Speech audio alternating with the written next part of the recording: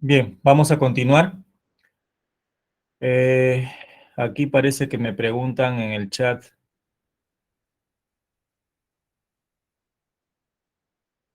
¿Por qué no se puede transmitir el VIH por medio de insectos? Lo que pasa que la carga de VIH en un insecto, si es que un insecto pica a una persona con VIH, no es alta. No hay suficiente, ¿no? Viabilidad de VIH dentro del insecto. Entonces, por esa razón no se transmite a través de insectos, ¿no? Ese es el motivo, básicamente. Bien, vamos a continuar entonces con la siguiente diapositiva, ¿ya? Vamos a hablar acerca de la célula. La célula es definida a grandes rasgos como la unidad anatómica, funcional y genética de todo ser vivo, ¿no? Cuando digo funcional me refiero a que cumple una función. Por ejemplo, en nuestro cuerpo, las neuronas se encargan de transmitir impulsos nerviosos, los macrófagos se encargan de tragar bacterias, las células musculares forman parte de la contracción y permiten el movimiento, etcétera. Cuando digo unidad anatómica, me refiero a que la célula forma parte de los seres vivos. Y cuando digo unidad genética, es que cada célula tiene su información genética almacenada en su propio ADN. Estos personajes que tú ves acá son algunos nombres de ciertos investigadores y científicos o naturalistas que aportaron con sus conocimientos al estudio de la célula. Los podemos ver acá. Matthias Schleiden y Theodor Schwann fueron los que propusieron la famosa teoría celular, la cual dice de que los seres vivos están formados de células. Pero cuando hablan de seres vivos solamente se refieren a animales y plantas, no se refieren a otros organismos, por ejemplo, bacterias, protozoarios, ¿no? Rudolf Virchow, un patólogo austriaco, ¿no? Dijo de que, bueno, acuñó una famosa frase en latín, la cual dice omni cellula es cellula, que significa que una célula proviene de otra anterior. Y esto es cierto, ¿no?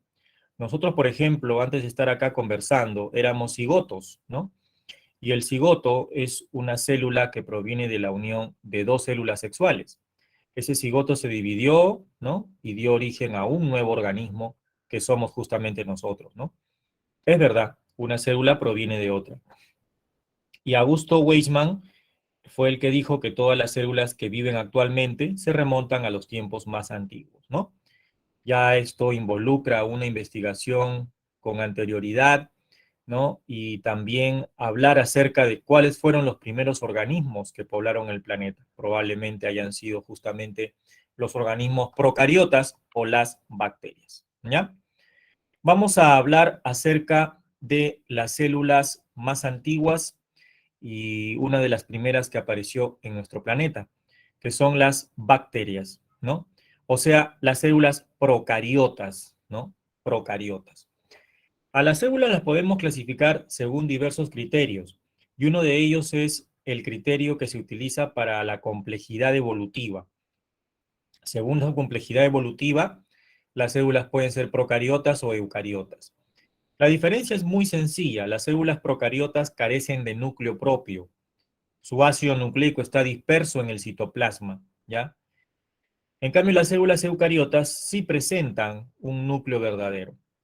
Por lo tanto, todos aquellos organismos que tengan células eucariotas, ¿no? Células con núcleo, son considerados organismos eucariotas, ¿no?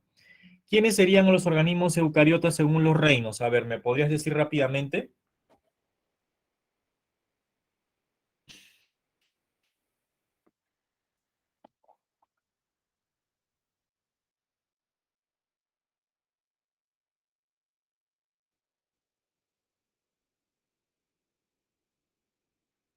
Los ¿Cómo? eucariotas, profesor. Claro, los eucariotas. ¿Quiénes serían los eucariotas? Vegetal, animal y fungi. Claro, vegetal, ¿no? Los que forman parte del reino Plantae, ¿no? El reino vegetal. Los que forman parte del reino Animalia y los que forman parte de los hongos. Muy bien. Pero también no olvidemos a los protozoarios. También son eucariotas. Sus células son eucariotas y presentan núcleo.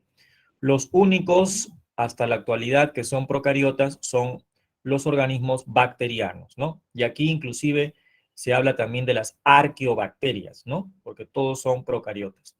Bien, vamos a describir rápidamente cuáles son las estructuras o partes de un organismo bacteriano, ¿ya?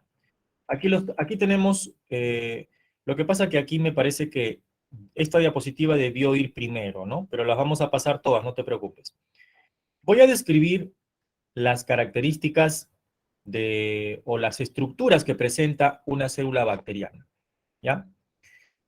En primer lugar, todas las bacterias presentan una capa, ¿ya? Que se llama pared celular, a excepción de algunas bacterias que son muy chiquititas, que se llaman los micoplasmas. Ellos no tienen pared, pero la gran mayoría de bacterias sí. La pared celular viene a ser una envoltura que está formada por una combinación de aminoácidos con glucosas.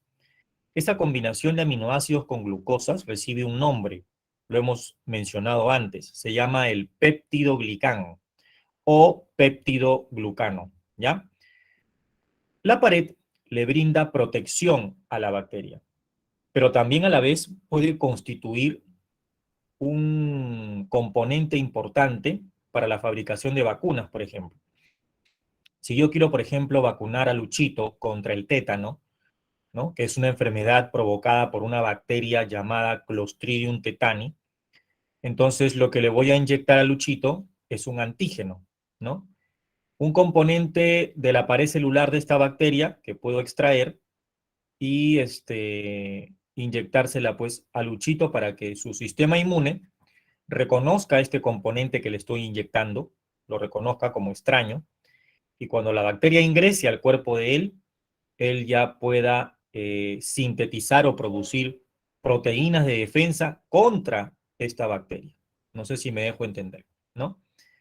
Entonces lo que yo le coloco a Lucho es una parte de los componentes de la pared o una parte del germen, ¿no? Que viene a ser, por ejemplo, moléculas de la pared, ¿ya? Significa que ahí hay otra función. La pared puede funcionar como un determinante antigénico, o sea, como un antígeno, ¿no? Para la fabricación, por ejemplo, de vacunas, etcétera, ¿ya? El otro componente es el que está debajo de la pared, sería la membrana celular. La membrana celular es una capa muy delgada que está formada de fosfolípidos y proteínas y le permite a la célula procariota, ¿no? Y a cualquier célula, porque todas las células tienen membrana, le permite intercambiar sustancias con el medio externo, con el medio extracelular, ¿ya? Gracias a las proteínas, glucoproteínas que hay, ¿no? La membrana sirve como una especie de puertita que se abre y se cierra para poder hacer ingresar o hacer salir moléculas de diversos tipos, ¿no? Dentro y fuera de la célula, ¿ya? A esa función se le llama permeabilidad selectiva, ¿ya? Para eso sirve la membrana celular. Luego tenemos la parte interior de la célula bacteriana, que es todo lo que está dentro de acá. Se llama citoplasma, ¿no? Todo esto de acá.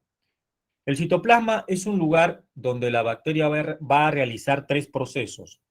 La replicación de su ADN, la transcripción y el proceso de traducción, que es la producción de sus proteínas, ¿ya? En el citoplasma también vamos a encontrar a su material genético. Acá lo tenemos de un color medio morado. Pero en realidad el material genético de las bacterias no es así tanto como lo vemos acá. Es circular, acá está desenrollado, ¿no? Es circular y de doble cadena, ¿ya? Ese material genético muchos lo han llamado nucleoide, pero eso no quiere decir que la bacteria tenga núcleo. No es así. El nucleoide viene a ser el espacio del citoplasma bacteriano donde se encuentra el ADN de la bacteria, ¿ok? ¿Y cuál es la importancia, profe? Lo mismo, almacena la información genética de la bacteria. Luego tenemos, aparte del ADN de la bacteria, otro que está por aquí, que es como una argollita, ¿ya? Que se llama plásmido. Pero no todas las bacterias presentan plásmido, solo algunas. El plásmido es un ADN pequeño en forma de picarón que contiene genes que le dan a la bacteria resistencia a los antibióticos. Es decir, una bacteria puede ser resistente a un antibiótico, ¿no? Gracias a los genes que pueda llevar en su plásmido. Y lo curioso es que este plásmido se puede transferir de una bacteria a otra, ¿no? Interesante. Por eso que cuanto más antibióticos consuma una persona para paliar una enfermedad, va a matar su flora bacteriana, que son sus bacterias normales que tienen el intestino grueso, y puede dañar al hígado y a otros órganos como el estómago. Y las bacterias se pueden hacer resistentes a tantos antibióticos que le metemos. Por esa razón, lo importante es cuidarse bien, alimentarse bien, nutrirse bien, en todo caso, ¿no? Y mantener un buen sistema inmunológico. Y ya pensar en lo que es la solución de medicina natural. Porque lamentablemente por varios años la medicina convencional no da resultados y lo que hace más que todo es prácticamente curar una enfermedad, pero maltratar otros órganos. Y eso es un hecho real. No estoy mintiendo, es un hecho real, ¿no? Entonces, hay bacterias que se hacen resistentes a los fármacos, justamente porque tienen plásmidos con genes de resistencia. Profesor, ¿y estas cositas que hay acá? Bueno, aquí le han puesto inclusión, ¿no? Inclusión. ¿Qué cosas son las inclusiones? Las inclusiones citoplasmáticas son restos de metabolitos o moléculas que la bacteria produce como resultado de su nutrición, de su proceso metabólico. Pueden ser gránulos de glucógeno, pueden ser sales minerales, etcétera. Pero a lo que voy es a otro. Me parece que no lo han puesto acá, ¿no? Como es una imagen de internet, a veces esto lo sacan de repente de otro lugar. Acá están, mira. Están bien chiquititos. Bueno, no sé si serán estas bolitas de acá, pero los han puesto acá. Los ribosomas. Los ribosomas son organoides que se encargan de la síntesis de proteínas, ¿ya? Es decir, del proceso de traducción. Junto con el ARN mensajero y el de transferencia, los ribosomas producen proteínas. Esa es la función. Otra parte de la bacteria es una zona de acá, de la membrana que se hunde, ¿ya? Y forma un tabique pequeñito que se llama el mesosoma. La bacteria puede tener varios hundimientos, o sea, varios mesosomas. Y la función de los mesosomas, ¿cuál es? Es participar de un proceso importantísimo, ¿ya?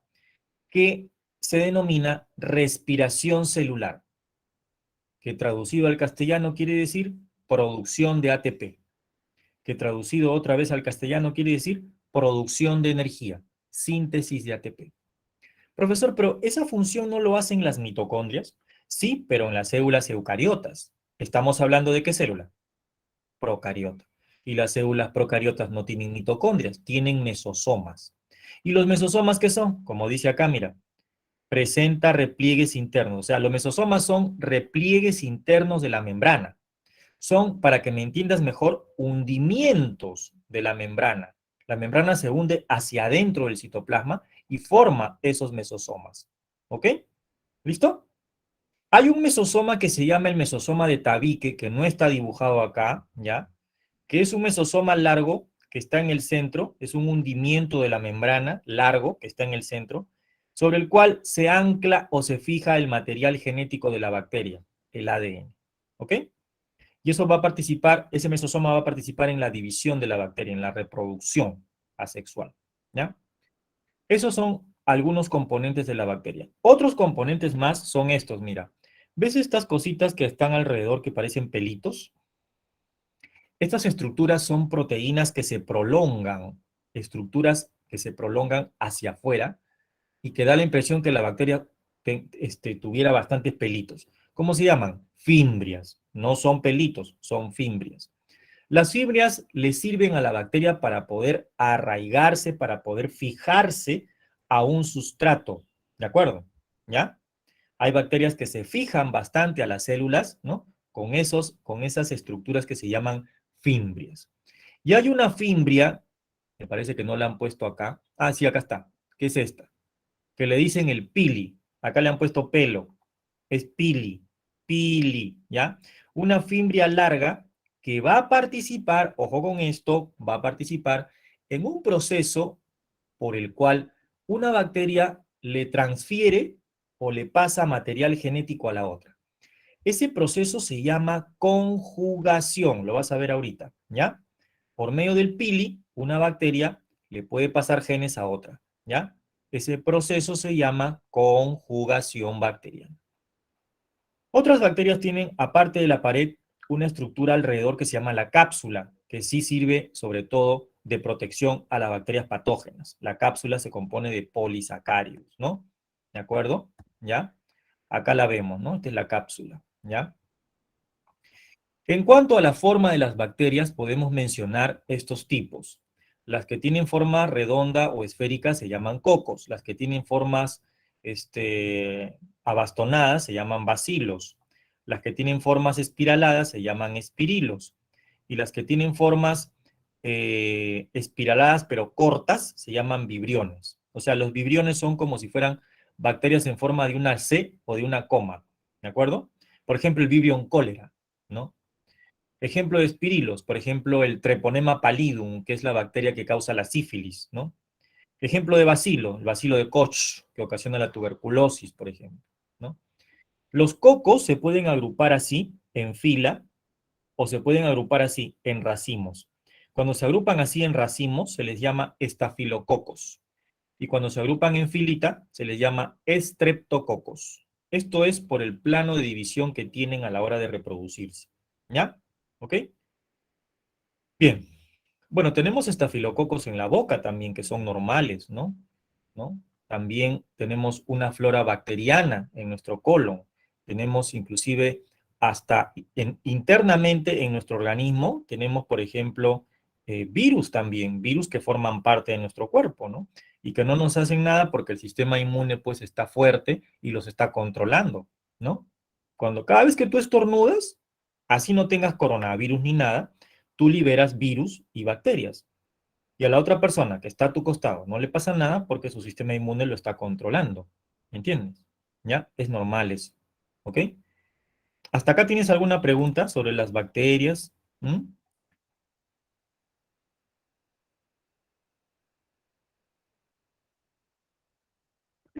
Profesor, ¿en qué se diferencian los ribosomas de una célula eucariota y una procariota?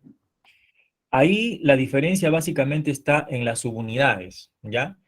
La subunidad, un ribosoma se compone de dos bolitas, no sé si tú has visto, ¿no? Una bolita chiquita y una bolita grande. La bolita chiquita es la subunidad menor y la bolita grande es la subunidad mayor. En las bacterias, bueno, en los procariotas, ¿no? Todas esas subunidades, las dos juntas, ¿no? Tienen una medida, ¿ya? De 70S aproximadamente, ¿no? Y las otras, ¿no? Son de 80S. ¿Por qué le dicen S? S es una unidad de medida, ¿no? Que se llama el Swissberg, ¿de acuerdo? Swissberg. Entonces, las moléculas que forman parte de los ribosomas, ¿no? Se pueden masar, se pueden medir molecularmente, ¿no? Y la diferencia entre procariotas y eucariotas es justamente, digamos, la medida que tienen las subunidades de los ribosomas, porque cuando los ribosomas se forman, ¿no? Esas subunidades después se van a ensamblar, y al ensamblarse, ¿ya? Forman ya el ribosoma en sí, y cuando forma el ribosoma en sí ya se dedica a la producción de proteínas, ¿de acuerdo? ¿Ya? Entonces, esa es la diferencia, ¿no? Nuestros ribosomas son 80S y las de las bacterias son 70S, ¿no? Esa es la diferencia. ¿Sí? ¿Está bien? Sí, profesor, gracias. Ahora, aquí hay un gráfico que quiero que lo tengas en cuenta, ¿ya? Pero que tampoco te rayes mucho, ¿ya? Mira, aquí, por ejemplo, vemos la diferencia entre una gram negativa y una gram positiva. ¿Qué cosa es una bacteria gram positiva y qué es una bacteria gram negativa? Hace muchos años un señor llamado Christian Gram estuvo trabajando con unos tejidos animales para buscar bacterias dentro de los tejidos. Utilizó unos colorantes para poder teñir a las bacterias y así de esa manera poder verlas al microscopio y diferenciarlas de las células de los tejidos. Entonces había un colorante ahí que justamente es el que se usa actualmente, que se llama el colorante de Gram o el cristal violeta, que es de color azul. Y hay otro colorante que se llama la safranina, que se saca de las plantas, que es de color rosadito. Cuando Christian Gram hizo sus coloraciones o sus tinciones, encontró de que habían bacterias que se teñían de color azul y otras de color rosa. Y él no esperaba eso, ¿no? Entonces, de manera casual, digamos como que estaba identificando dos tipos de bacterias, las que aceptan el color azul y las que aceptan el color rosa. Con el correr del tiempo, estas bacterias se denominaron gram positivas, para aquellas bacterias que se tiñen de azul, aceptan el colorante de gram, y gram negativas, ¿no? Para aquellas que se tiñen de rosa. O sea, no aceptan el colorante azul, pero sí aceptan el colorante rosa. Entonces, más adelante se trató de dar una explicación a esto, y por ahí los microbiólogos y biólogos moleculares han encontrado de que las bacterias gram positivas, por ejemplo, tienen una capa gruesa de péptidoglicano en su pared. O sea, esta es la pared, mira. Y estos son los componentes del péptidoglicano. Abajo hay un espacio que se llama el espacio periplásmico, ¿no? Con agüita. Y abajo está la membrana, ¿no? Entonces, cuando se echa el colorante azul, toda la bacteria se tiñe de azul, ¿no? Y el exceso de azul, ¿no? Sale de la bacteria, ¿no? Pero la bacteria se sigue tiñendo de azul, ¿ya? Lo que pasa es que cuando se hace la coloración Gram, ¿no? En los laboratorios, ¿no? En cualquier parte del mundo, se utilizan básicamente tres reactivos. Primero, agarras tu muestrita, ¿no? Lo pones en la lámina portaobjeto de vidrio, lo flameas en el mechero y le echas una gotita de cristal violeta, ¿no? El azulito. Luego lo secas un poquito y le echas un decolorador que se llama el alcohol acetona. El alcohol acetona se usa para sacarle el exceso de colorante que le echaste primero. Y luego le echas la safranina, que es el último colorante. Entonces luego vas a esperar de un tiempecito, esperas cómo se tiñe en tu bacteria. Si tu bacteria se tiñe de azul, es gram positiva. Si se tiñe de rosa, es gram negativa. Entonces, a la hora que tú le echas el azul, la bacteria que se tiñe de azul, ¿no? Agarra todo el cristal violeta, ¿no es cierto? Y se tiñe de azul, ¿ya? Aquí hay unos ácidos que se llaman los ácidos lipoteicoicos que facilitan la retención de este colorante. En las bacterias gram negativas, la pared celular, como puedes ver, es bien delgada. Hay poco péptidoglicán, es esto de acá. Y arriba de la pared hay un espacio periplásmico y arriba de ese hay una membrana. Abajo hay otro espacio periplásmico y abajo de él hay otra membrana. Quiere decir que las gram negativas tienen una pared y encima y debajo de la pared tienen una membrana celular. Membrana externa y membrana interna. ¿Ves? Cuando se echa el colorante azul de metileno o cristal violeta y luego le echamos el alcohol acetona, todo el colorante azul en esta bacteria sale, porque su pared es bien delgada, sale rápido. Pero cuando echamos la safranina, que es el último colorante, la safranina se queda dentro de la bacteria y agarra y se tiñe la bacteria de color rosa, ¿no? Se dice que hay unos lipopolisacáridos a nivel de la membrana que ayudan a esa reacción, ¿no? Y por esa razón las bacterias gram negativas no se tiñen de azul, sino de rosa, ¿ya? Esa es la diferencia entre las dos, ¿ya? En cuanto a gram positivas y gram negativas, ¿ok? Bien. Y esto es, bueno, acá hay un gráfico donde te muestran las bacterias de acuerdo, clasificándolas de acuerdo a su flagelo, ¿no? A la posición de su flagelo. Por ejemplo, sabemos que el flagelo es una estructura que le permite a la bacteria poder desplazarse, ¿no? ¿De acuerdo? Las bacterias que tienen un solo flagelo se llaman monótricas o monotricas. Las que tienen varios flagelos en uno de sus extremos se les dice lofótricas o lofotricas. Las bacterias que tienen flagelos a ambos lados se les llama anfitricas, ¿no? O sea, un grupo de flagelos en ambos polos. Y las bacterias que tienen flagelos alrededor, no los confundas con fimbrias, ¿eh? Flagelos alrededor, les llama peritricas o perítricas, ¿ya? Ahora, acá tengo una foto de cómo el pelo o el pili, ¿no? Que produce una bacteria se contacta con otra para pasarle material genético, ¿ya? Y esto de acá es un dibujo de las fimbrias. Estas dos fotos son verídicas, ¿no? De bacterias que han sido tomadas al microscopio, ¿no? Esto de acá son las fimbrias y este es el pili, ¿ya? Ahora, los plásmidos, como te digo, son genes, son materiales genéticos o ADN pequeñitos que tienen esta forma, ¿ya? Que están presentes en algunas bacterias y que portan genes que hacen que la bacteria sea resistente a algún antibiótico.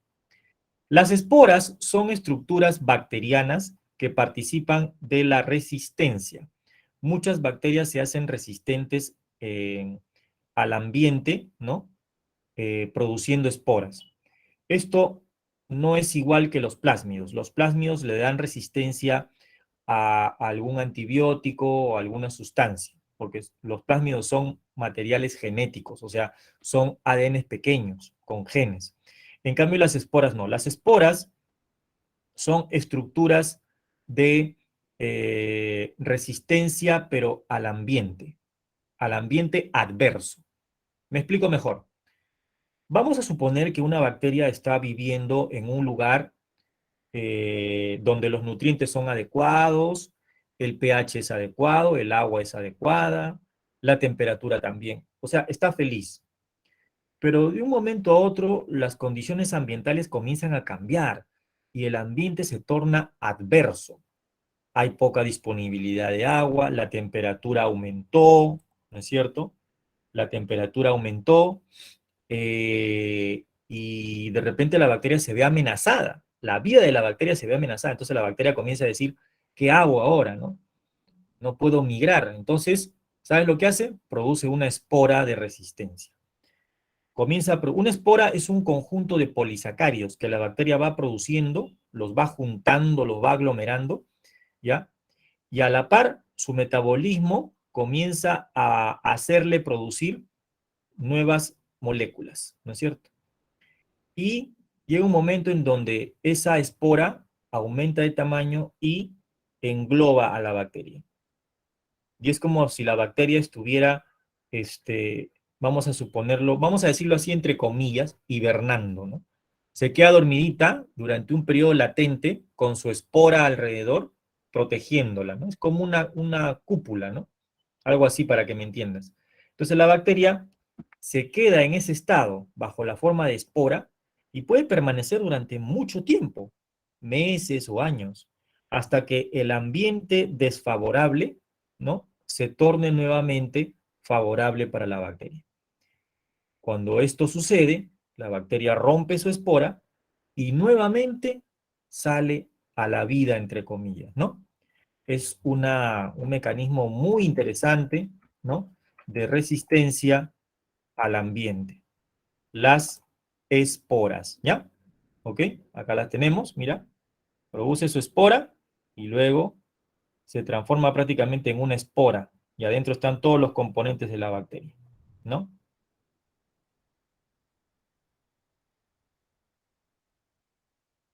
Bien. ¿Hasta acá tienes alguna pregunta?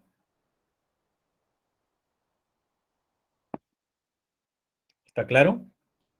Ahí voy a ver el chat. Acá me dice, profe, ¿está hablando? Sí, estoy hablando. ¿Me oyes? ¿Me escuchan, no? Sí, sí, profe, todo claro. Sí se escucha, profesor. Ok, ok, ok.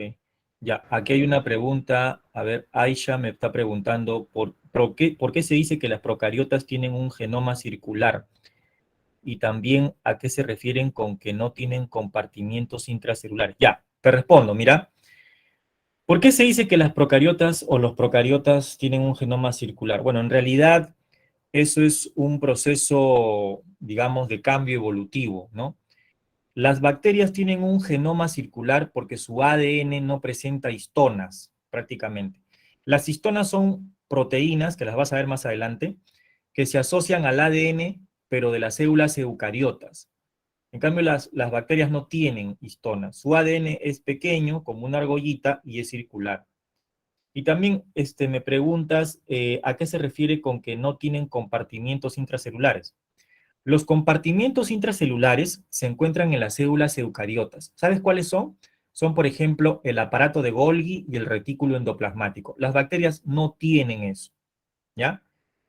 Las bacterias no tienen organelas ni estructuras membranosas adentro, salvo algunas, como las cianobacterias, que presentan laminillas, pero fotosintéticas, ¿ya? Ahora, los únicos organoides que presentan las bacterias son los ribosomas. Eso sí tienen, porque los ribosomas son organoides, que se encargan de la síntesis de proteínas, ¿ok? No sé si por ahí pude responder tu pregunta, Aisha, ¿ya? ¿Ok? Bien. A ver, por acá me están preguntando otra cosita más. Profe, cuando las bacterias producen esporas, ¿dejan su cápsula? En realidad, la espora no es que sea una cápsula, ¿no? Lo que pasa es que se explica así para que se entienda mejor, ¿no? Pero obviamente, pues cuando la bacteria se transforma en espora, ¿no? Es como si, vamos a suponer, ¿no? Que tú estás en el ambiente y tienes esa particularidad, ¿no? El ambiente se te torna adverso y tienes un poder que te hace de que tú comiences a producir una capa, una cúpula a tu alrededor, una burbuja, ¿no? Entonces tú te quedas ahí todo el tiempo que quieras, hasta que pase el ambiente adverso. Luego que pasa todo eso, rompes tu burbuja, tu cúpula y sales. Algo así pasa en la bacteria. La bacteria, cuando hay un ambiente desfavorable, comienza a producir su espora, ¿no? Y en esa espora, ¿no? La espora comienza a aglomerar y a envolver a toda la bacteria, prácticamente. Entonces la bacteria se transforma en espora y luego que pasa el ambiente adverso, ¿no?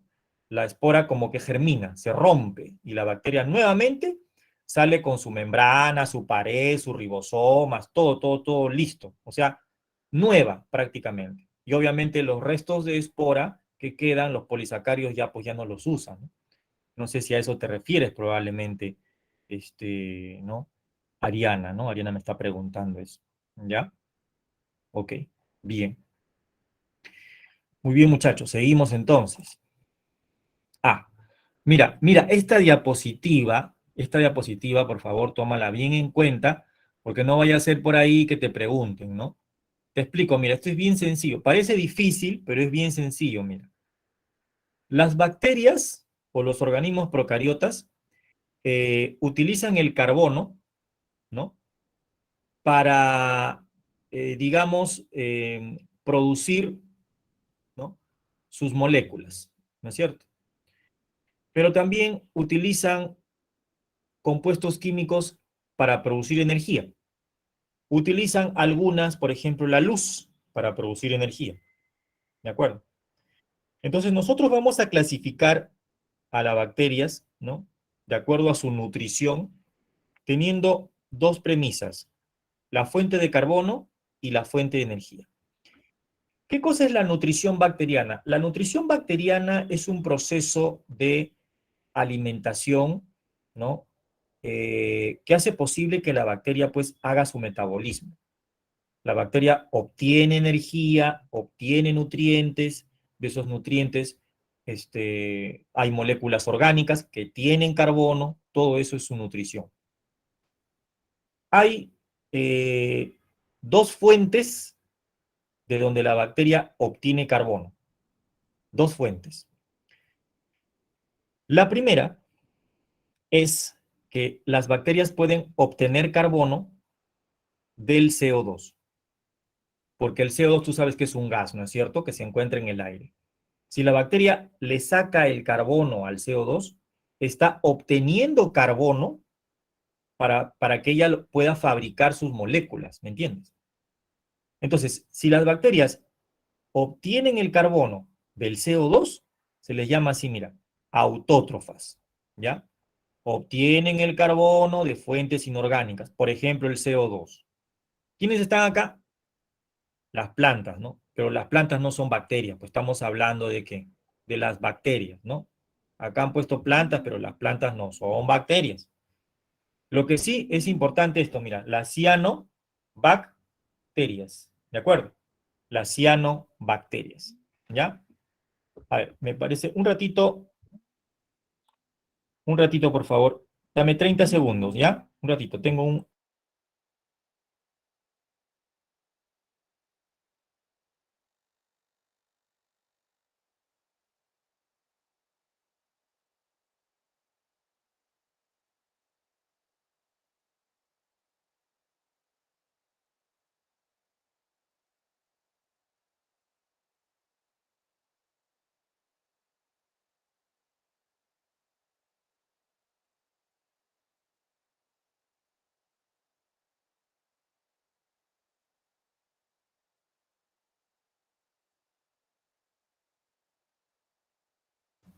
Ya, ahora sí, continuamos. Rápido. Bien, entonces, ya, aquellas bacterias que obtienen el carbono del CO2 o de alguna fuente inorgánica, ¿no? Son autótrofas, las vas a llamar autótrofas. Pero hay otras bacterias que pueden obtener el carbono de otras fuentes, o sea, de otras moléculas que no son inorgánicas, sino orgánicas. Por ejemplo, carbohidratos, proteínas, grasas, ¿no? Entonces, si hacen eso, tú las llamas heterótrofas, ¿ya?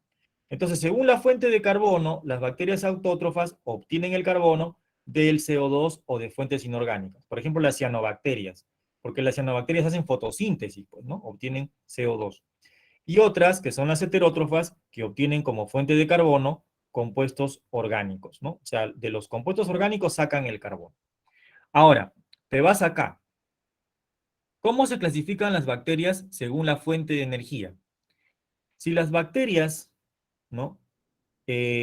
Obtienen su fuente de energía o sacan la energía de la luz, se les llama así, mira, fotótrofas, cuando obtienen energía de la luz, ¿de acuerdo? Esa energía electromagnética, esa energía luminosa. Y aquellas bacterias que obtienen su energía de la oxidación de compuestos químicos, se les llama quimiótrofas, quimiótrofas, ¿ya? Y dentro de las quimiótrofas vas a encontrar dos grupos.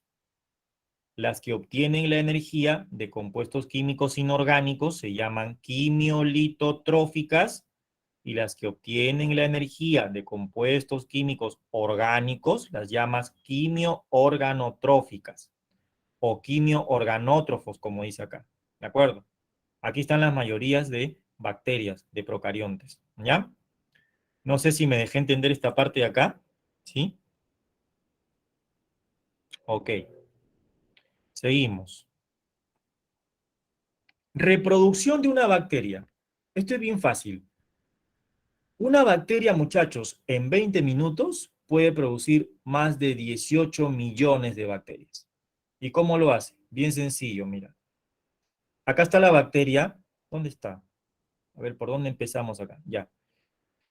La bacteria lo que tiene que hacer primero es duplicar su material genético, o sea, hacer una replicación de su ADN, ¿no? Me parece que aquí en este gráfico ya lo hizo, ¿no? Luego, el mesosoma de tabique, que está acá, que es el que sostiene el ácido nucleico de la bacteria, se va a hundir bastante, se va a hundir. Acá el dibujo no ayuda mucho, pero bueno, se va a hundir. O sea, acá tengo la bacteria, ¿no? Ya, tiene su genoma aquí, lo ha duplicado, acá se ve que también está duplicado, acá también se ve que está duplicado, ¿ya? Y luego aquí se ve que el mesosoma de tabique de la célula bacteriana se está hundiendo. Acá sí se ve. Y se forma pues obviamente un tabique, ¿no? Que va a separar la parte de acá de la célula bacteriana con la de acá. Entonces, estos dos ADN replicados están separados ya. Luego ya la bacteria se divide en dos y se generan dos bacterias hijas. Esto de aquí no es el núcleo, no vayas a pensar que es el núcleo. Esto de acá es la nueva membrana que se está formando, mira, la nueva membrana. Y esto de aquí es la pared también se va a partir en dos, mira, ¿ya? Y va a generar dos bacterias hijas, ¿de acuerdo? Lo que pasa es que algunos dibujos de internet a veces confunden, ¿ya? ¿Ok? Pero te voy a decir lo siguiente. Primero, ¿qué hace la bacteria? Duplica su ADN. Su argollita la pone en dos argollitas. Luego, ¿qué hace? El mesosoma de tabique se hunde. O sea, se forma un tabique transversal. Y luego, ¿no? Cada ADN que está al costado, duplicadito, listo, se rodea de membrana y luego la bacteria se parte en dos. Eso es todo. Eso es todo. ¿Cómo se llama este proceso? Se llama reproducción asexual, profe. Claro, obviamente, ¿no? Pero tiene un nombre, se le dice bipartición. También le llaman fisión binaria, ¿de acuerdo? ¿Ya? Entonces, este proceso de reproducción asexual en bacterias se llama bipartición o fisión binaria, ¿ya? ¿Y qué trae como resultado? que las bacterias hijas resultantes, aquí, sean idénticas. Por ejemplo, acá yo no estoy de acuerdo con este dibujo porque acá el ADN es de azul y acá el ADN es rojo o marrón, creo. No es así. Los dos ADN son iguales. Tienen que ser el mismo color acá, ¿no? Para que yo diga, ah, sí, pues aquí el proceso, ¿no? Me indica que la bacteria cuando hace reproducción por bipartición, ¿no? Las dos bacterias hijas tienen el mismo material genético, porque es una reproducción ¿de qué tipo? Asexual, ¿ok? No sé si me dejo entender ahí.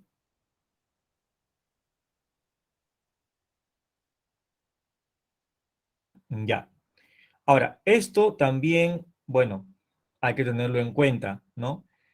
Existen tres maneras de que una bacteria pueda transferir genes a otra bacteria. Una de ellas ya te expliqué verbalmente, pero acá lo tenemos dibujado. Es la conjugación. Una bacteria, llamada la bacteria donadora, va a tener un plásmido, aquí mira esta argollita de rojo, va a tener un plásmido, vamos a suponer que sea un plásmido de resistencia a un antibiótico, y se lo va a pasar a su compañera que está acá arriba. La de acá le dice, oye, por favor, pásame tu plásmido porque yo quiero ser resistente como tú al antibiótico ampicilina. Entonces ella le dice, ya, yo te lo paso. ¿Qué hace? Produce un pili. ¿Ves esta cosita de acá? ¿Ya? Un pili. El pili es un poco más largo, ¿no? Entonces, a través del pili, ¿ya? Le pasa los genes del plásmido a la otra. Y la otra ya tiene un plásmido nuevo para ser resistente igual que su amiga, ¿de acuerdo? De esa manera, se anula el pili después y las dos bacterias siguen su camino. Esta que recibió el plásmido se llama receptora, ¿de acuerdo? Esta de acá va a hacer esto. Va a reproducirse asexualmente y va a formar toda su descendencia con plásmidos. ¿Ok? A esto se le llama conjugación. Transformación es un proceso en el cual la bacteria libera fragmentos de ADN, ¿ya? Pero los libera hacia afuera, o sea, hacia el espacio extracelular. Y lo que hace la bacteria, la receptora, es simplemente captar esos fragmentos. Acá no hay pili, no hay nada, ¿no? Es como si a mí se me cae un billete y lo recoge otra persona, algo así. Entonces, luego que el ADN entra a la célula receptora lo puede recombinar con el suyo. Eso se llama transformación. Y otro mecanismo es la transducción. La transducción utiliza virus bacteriófagos, ¿de acuerdo? ¿Ya? Virus bacteriófagos, ¿ya? ¿En qué consiste? El virus entra a la célula bacteriana, inyecta su ADN, ¿no? O sea, va a la célula bacteriana, inyecta su ADN, y ese ADN, ¿no? Se pega al ADN de la célula bacteriana, ¿ok? Cuando el virus se replica adentro de la célula bacteriana, ¿ya? Sale con el ADN de la célula y de él. Y luego se va a infectar a otra célula, a otra bacteria. Pero ya está llevando no solo su material genético, sino el material genético de la bacteria también. La está llevando a otra bacteria, mira. ¿Ok? ¿Ya? Entonces, hay tres maneras de poder transferir genes entre bacterias. Una es mediante la transformación, la otra es muy conocida que es la conjugación, y la otra es mediante la transducción, utilizando bacteriófagos, ¿ya? Utilizando virus. Y esta es la clasificación de los procariontes según el señor Whittaker. Según el señor Whittaker, los procariontes están dentro del reino Monera. Y dentro del reino Monera lo ha dividido en dos, arqueobacterias y eubacterias. Las arqueobacterias son aquellos procariontes que viven en ambientes extremos, donde ningún otro ser vivo puede soportar. Dentro de estas arqueobacterias vamos a encontrar a las arqueobacterias termoacidófilas. Acá falta, está mal escrito, es termoacidófilas. ¿Por qué se le llama así? Porque soportan altas temperaturas, que pasan los 50 grados inclusive, y soportan pHs ácidos, ¿ya? Esas son las termoacidófilas. Otras arqueobacterias viven en ambientes, por ejemplo el mar muerto, donde las concentraciones de sales son recontra elevadas, por ejemplo 5 molar, ¿no? Ese ambiente no hace posible vida en esos lugares, pero hay arqueobacterias que sí viven ahí, que son las halófilas. Las halófilas son arqueobacterias que se acostumbran a vivir en lugares donde hay altas concentraciones de sal, ¿ya? Halo quiere decir sal, filo quiere decir afinidad, afinidad por la sal, me gusta la sal, ¿de acuerdo? Y las metanógenas son aquellas que viven en lugares pantanosos. Inclusive muchas de ellas están viviendo dentro del estómago de las vacas o de los rumiantes, produciendo gas metano. Por eso se les llama metanógenas, estas tres. Estas tres de aquí que están de naranjita son arqueobacterias, ¿ya? En cambio, las eubacterias son aquellas que no viven en ambientes extremos, ¿ya? Y aquí hay varias, ¿no? Tenemos las gram positivas que ya vimos, las gram negativas, las bacterias verde purpúreas, las espiroquetas, las cianobacterias que hacen fotosíntesis y que liberan oxígeno, otras como las rickettsias, las clamidias y los, acá es micoplasmas, no es microplasmas, es micoplasmas, ¿ya? Corrige acá, es micoplasmas. Los micoplasmas son las bacterias más pequeñas que hay que carecen de pared. Y esta es la clasificación que nos da este señor, Carl Woese. Es un microbiólogo, me parece que norteamericano, si no me equivoco, ¿ya? Él clasifica a los organismos en los siguientes dominios: en el dominio bacteria, en el dominio arcaea o arquea y en el dominio eucaria.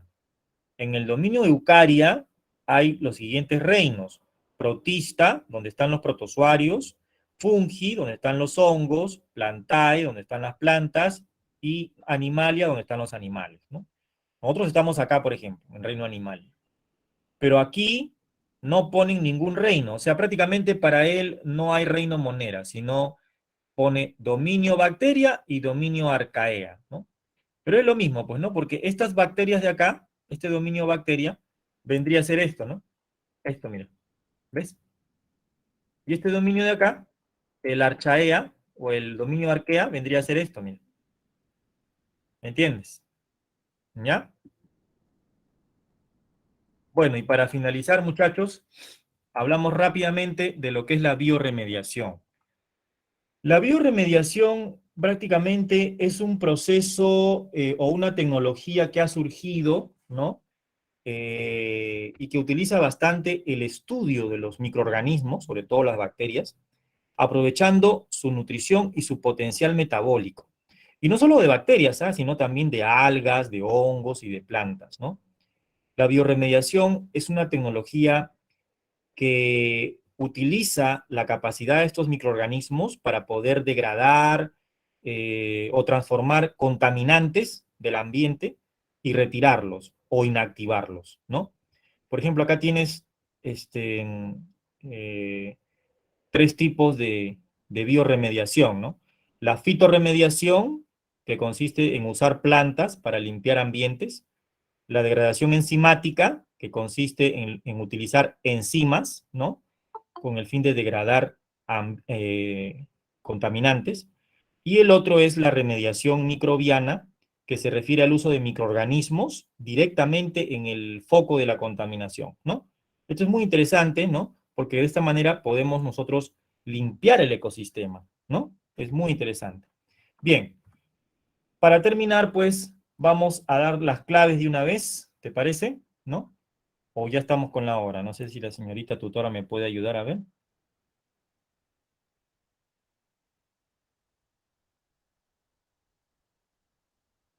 Bueno, tengo que entrar al otro salón también, me están llamando. Vamos a dejar las claves para la siguiente semana, ¿ok? ¿Te parece? ¿Ya? Dejamos las claves para la siguiente semana, ya terminamos con este tema, solamente faltarían las claves de este tema, ¿ya? Gracias por tu atención, que te vaya muy bien, cuídate mucho, fortalece tu sistema inmunológico y nos vemos la siguiente semana, Dios mediante. Hasta la siguiente semana, muchachos. Gracias.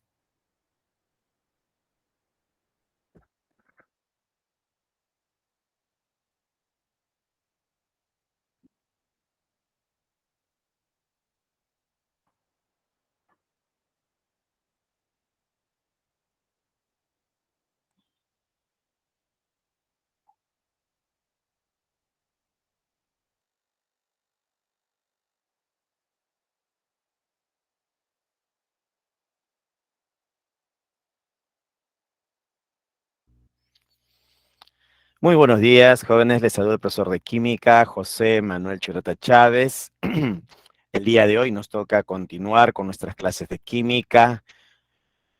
Hoy vamos a desarrollar la semana número 2. Semana número 2. Bienvenidos, jóvenes. Bien, voy a hacer la presentación de la diapositiva. Voy a compartir las diapositivas con ustedes.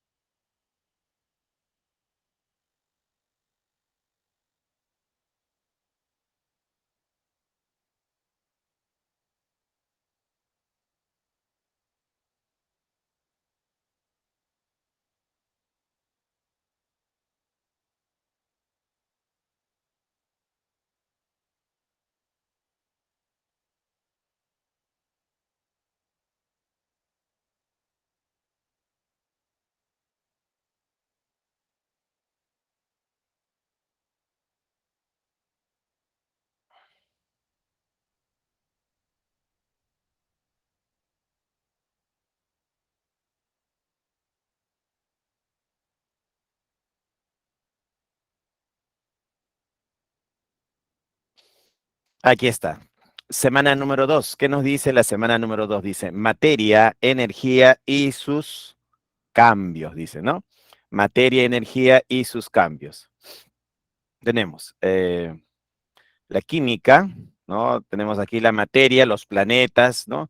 El conejito que puedes observar ahí es materia, pues, ¿no? Entonces la materia son los planetas, por ejemplo, un planeta, otro planeta son materia. El conejito que podemos ver ahí también es materia.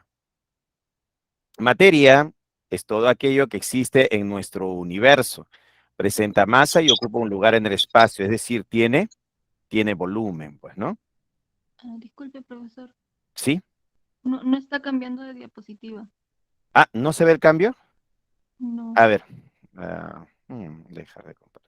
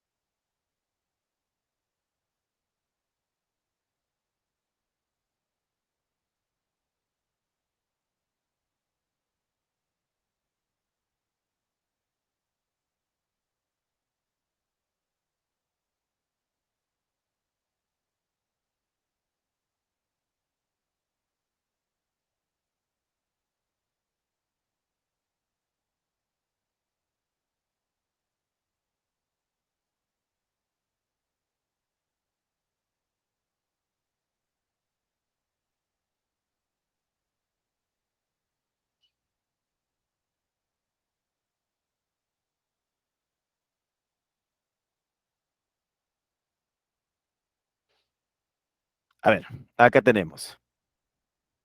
Semana número 2, esta semana número 2, vamos a ver el tema de materia y energía y sus cambios.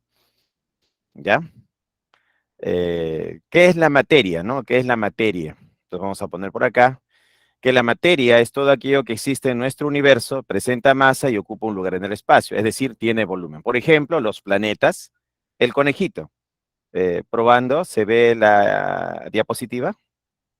Sí, Sí, profe. sí, profesor. Ah, ya. Gracias. Bien, entonces estábamos definiendo lo que era materia. Materia es todo aquello que existe en nuestro universo, presenta masa y ocupa un lugar en el espacio, es decir, tiene volumen. Por ejemplo, vemos ahí el planeta, ¿no? El planeta. Los planetas tienen masa, ¿no? Tienen masa, tienen volumen, entonces es materia. El conejito tiene masa y tiene volumen, entonces es materia. ¿Qué características tiene la materia? Se encuentra en constante cambio o transformación. Acá podemos ver cómo va cambiando, ¿no? Vemos ejemplos de cambios, ¿no? Como una semilla se va desarrollando y forma la plantita, cómo se forma la raíz y va extendiéndose, pues, ¿no? Entonces la materia está cambiando constantemente. Está en constante movimiento, dice, ¿no? Por ejemplo, acá tenemos los estados de agregación de la materia, que son el sólido, el líquido y el gas, ¿no? Sólido, líquido y gas. Entonces, ¿cómo pasa del estado sólido al estado líquido y del estado líquido al estado gaseoso, pues, ¿no?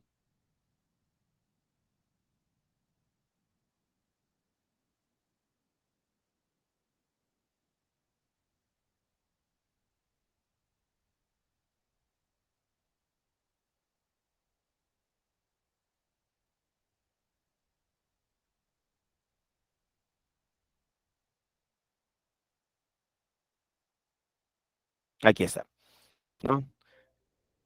Entonces, tenemos acá que la materia está en constante cambio, ¿no? Cambio, transformación, está cambiando. Entonces diremos, ¿no? Un sólido, acá tenemos el ejemplo de un sólido, un sistema ordenado donde sus partículas no se mueven, ¿no? Están quietas, ¿no? En una posición en el espacio. Pero si se calienta este sólido, va a pasar al líquido. Y en el líquido las partículas se pueden mover, se pueden desplazar. Si a este líquido le damos más energía, las partículas adquieren velocidades, altas velocidades, y se convierte en un vapor, en un gas, pues, ¿no? Ahí está. Entonces tenemos de sólido a líquido fusión. Y si paso de líquido a sólido se llama solidificación. Si tenemos un líquido y ese líquido gana energía, se convierte en un vapor, vaporización. Y si ese vapor regresa a ser líquido, se llama condensación, ¿no? Se vaporiza, se condensa. Ahora, puede ser que un gas lo pueda llevar de frente a sólido, ¿no? Eso se llama sublimación, ¿no? Sublimación inversa. Y si el sólido pasa directamente de sólido a gas, entonces se llama sublimación, ¿no? Sublimación. Entonces tenemos acá la sublimación inversa de lo que es un gas, se vuelve un sólido. Ejemplo de eso es el hielo seco. El hielo seco viene a ser dióxido de carbono o anhidrido carbónico, que puede pasar a sólido, y ese sólido se le llama hielo seco. ¿Sí? Entonces tenemos acá los estados de agregación de la materia, pues, ¿no? De sólido puede pasar a líquido, de líquido puede pasar a vapor, pues, ¿no? Vapor con el comportamiento de un gas, ¿no? Comportamiento gaseoso. Acá tenemos una imagen donde se ve que hay evaporación del agua de un lago o de un mar, se evapora, luego se forman las nubes por condensación, y luego cuando las gotitas de agua son ya grandes, ¿no? Comienzan a precipitar, ¿no? Hay una precipitación, llueve, pues, ¿no? Llueve. Y esa lluvia viene, se forman los ríos y también se forman ríos subterráneos, pues, ¿no? Agua freática, pues, ¿no? Por acá. Acá tenemos como el agua, ¿no? Tiene todo un ciclo aquí. Clasificación de la materia. ¿Cómo podemos clasificar la materia? La materia se puede clasificar, ¿no? De la siguiente forma. Podemos decir que hay mezclas, ¿no? O hay sustancias puras. Eh, Mezclas cuando hay dos o más sustancias, ¿no? Si yo tengo dos o más sustancias, forman una mezcla. Si solo hay una sustancia, decimos que la sustancia es pura. Una sustancia es pura cuando su composición química es definida, ¿no? Es fija, constante, no cambia, pues, ¿no? Esa es una sustancia pura. Y se dice que es una mezcla cuando su composición es variable. Ahora, ¿yo cómo sé que es mezcla o de sustancia? Bueno, yo acá me hago una pregunta. ¿Se puede separar por un método físico? Y los métodos físicos de separación son, pues, la destilación, por ejemplo, ¿no? La destilación es un método físico de separación. Se puede separar por filtración, puedo utilizar un filtro, un papel filtro, un tubo, un embudo, y filtrar. Entonces yo me pregunto, ¿no? ¿Se puede filtrar, se puede separar por filtración? ¿Se puede separar por cromatografía? ¿Se puede separar por un proceso físico o método físico, ya sea destilación, filtración o cromatografía? Si tu respuesta es sí, entonces estás frente a una mezcla, ¿no? A una mezcla. Pero si tu respuesta es no, no, profesor, yo he tratado de filtrarlo y no se separa, he tratado de destilarlo y no se separa, he utilizado cromatografía y, ¿no? Y tampoco se separa. Entonces estaba frente a una sustancia pura, ¿ya? Ahora, las sustancias puras pueden ser de dos tipos, ¿no? Aquellas que están formadas por dos o más elementos, ¿no? Dos o más elementos. Y aquellas formadas por un solo elemento, pues, ¿no? Cuando está formada por un solo elemento, se le llama sustancia simple o elemental. Pero si está formada por dos elementos diferentes o más elementos, se le va a llamar sustancia compuesta o compuesto. Y acá tenemos un ejemplo de un compuesto, el agua, pues, ¿no? Está formada por dos elementos diferentes, el elemento oxígeno y el elemento hidrógeno. Ahora, este elemento está formado por átomos de oxígeno y átomos de hidrógeno, ¿no? Acá formando un enlace químico. En cambio, una sustancia elemental está formada por un solo tipo de átomo. Por ejemplo, el cobre. Entonces acá este es el símbolo, ¿no? Del elemento, ¿no? Esta es la simbología. El símbolo, Cu, pertenece al cobre, al elemento cobre, pues, ¿no? Significa que estos tubos de cobre, por ejemplo, si nosotros analizamos, está formado por átomos, ¿no? Y esos átomos son átomos de cobre, ya son átomos de cobre. Entonces, una sustancia elemental o una sustancia simple está formado por un solo tipo de átomo, ¿no? En este caso, átomos de cobre. En cambio, una sustancia compuesta está formada por dos elementos diferentes, ¿no? Entonces, un compuesto está formado por átomos diferentes que pertenecen a elementos diferentes. El átomo de oxígeno pertenece al elemento oxígeno y el átomo de hidrógeno pertenece al elemento hidrógeno. En el caso de las mezclas, tenemos dos tipos de mezclas, ¿no? Aquellas que aparentan una sola fase, ¿no? Aparentan una sola fase y se les va a llamar mezclas homogéneas, ¿ya? Mezclas homogéneas o soluciones, ¿no? A las mezclas homogéneas también se les puede llamar soluciones o mezclas heterogéneas, ¿no? O mezclas heterogéneas que tienen dos o más fases, ¿no? Si tiene dos o más fases se les llama mezcla heterogénea. Entonces acá tenemos dos tipos de mezclas. Aquellas que tienen una sola fase, a simple vista, al ojo humano, o con el uso de un microscopio simple, aparentan una sola fase, ya una sola fase. A eso se le va a llamar mezcla homogénea o solución. Si se observa dos o más fases, como acá se puede observar, ya tenemos una mezcla heterogénea. Ejemplos de mezcla homogénea podríamos mencionar el agua con la sal, el agua salada. El aire, que es una mezcla de gases, por definición. La mezcla de metales, por ejemplo, el cobre con el zinc, que forma el latón. El cobre con el estaño, esta mezcla de metales que forma el bronce, ¿no? El agua más metanol, ¿no? Donde la solubilidad del metanol es infinita, en cualquier proporción se mezcla. Entonces, esta mezcla agua más metanol es mezcla homogénea. Agua más etanol también se considera una mezcla homogénea. También podría decir la mezcla de agua con azúcar, ¿no? El agua con el azúcar formaría una mezcla homogénea. La gasolina, por ejemplo, también acá entra en lo que es mezcla homogénea. El agua potable, ¿qué tiene el agua potable? Tiene agua, tiene iones calcio más 2, tiene iones magnesio más 2, ¿no? Calcio y magnesio. Tiene iones carbonato con carga menos 2, ¿no? Eso es lo que tiene el agua potable, pues, ¿no? Podemos decir que mezcla homogénea, ¿no? En esta clasificación está el vino blanco, pues, ¿no? El vino blanco, ¿no? El agua dura, ¿no? El vinagre sería un ejemplo de mezcla homogénea. El alcohol medicinal, ejemplo de mezcla homogénea. El querosene, claro, también el querosene es un ejemplo de mezcla homogénea. El alcohol comercial también es un ejemplo de mezcla homogénea, ¿ya? El gas natural también podemos considerar como mezcla homogénea. Por ahí me pregunta, profesor, más ejemplos de mezcla homogénea. Por ejemplo, tenemos el aceite lubricante, ¿no? El aceite lubricante también es un ejemplo de mezcla homogénea. El aceite vegetal, ¿no? Es ejemplo de mezcla homogénea. El vinagre comercial, podemos hablar de vinagre comercial, también es ejemplo de mezcla homogénea. Profesor, ¿y mezcla heterogénea? Bueno, si hablamos de mezcla heterogénea que tiene dos o más fases, podemos mencionar al yogur, el yogur frutado, por ejemplo. El panetón, un ejemplo de mezcla heterogénea sería el panetón. el adobe, ¿no? Esta mezcla de barro con paja, ¿no? Se mezcla el barro y la paja y se tiene este adobe, estos ladrillos de adobe, ¿no? Podría ser también un ejemplo de mezcla heterogénea, el agua y la gasolina, ¿no? Agua con gasolina. El agua con la arcilla, ¿no? El agua y la arcilla forman una mezcla heterogénea. El petróleo con el agua formarían una mezcla heterogénea.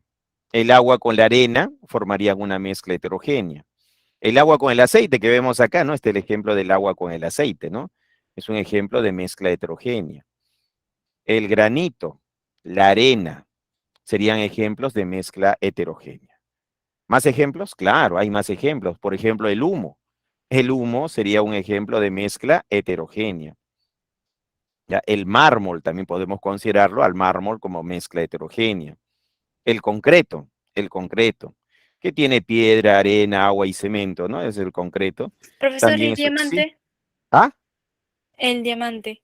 Ah, el diamante está por acá. Está como, acá está, como sustancia pura, y dentro de sustancia pura sería una sustancia elemental. Las formas alotrópicas, como el grafito, el diamante, son sustancias elementales. ¿Por qué? Porque están formados por un solo tipo de átomo. En este caso, el diamante está formado por átomos de carbono.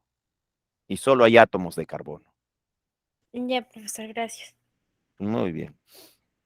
¿Estábamos donde estábamos? Ah, en la mezcla heterogénea, ¿no? En la mezcla heterogénea, bueno, ya les di algunos ejemplos, ¿no?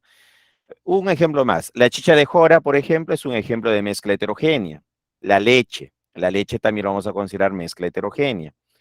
¿Ya? Las nubes, la mayonesa, la niebla, la Profe, la sangre. mantequilla, la sangre, ¿no? La sangre, claro, la sangre también, ¿no? Serían ejemplos de mezcla, pues, ¿no? Bueno, y así podríamos seguir enumerando, pues no hay cantidad de ejemplos de mezclas, de compuestos y de sustancias. Lo vamos a ver ya en los problemas, ¿ya? Vamos, ya les mencioné una lista. Profesor, ¿Sí? disculpe, ¿qué es la alotropía? Alotropía. Bueno, la alotropía es la alotropía deriva del polimorfismo. ¿Y qué cosa es el polimorfismo? El polimorfismo es las diferentes formas de ordenar los átomos en el espacio. El polimorfismo aplicado a un elemento químico se le llama alotropía. Y la alotropía es las diferentes formas en que los átomos se ordenan, en este caso para un elemento. En el grafito tiene un ordenamiento hexagonal, ¿ya? Hexagonal. Y en el caso del diamante tiene un ordenamiento, en el diamante es tetraédrica, ¿no? La forma de ordenarse los átomos en el espacio es la alotropía, ¿no? Que deriva del polimorfismo, o sea, está relacionado con el polimorfismo. Entonces, el polimorfismo aplicado a un elemento químico se le llama alotropía. Ejemplo de sustancias alotropas son el grafito y el diamante, pues, ¿no? Que les había comentado, ¿no? Esos dos casos. Gracias, profesor. ¿Se entendió, no? Sí, sí se entendió. Ya, vamos, seguimos entonces. Sustancia pura, mira, acá está más detallado, ¿no? Tenemos clasificación. Sustancias simples, ¿no?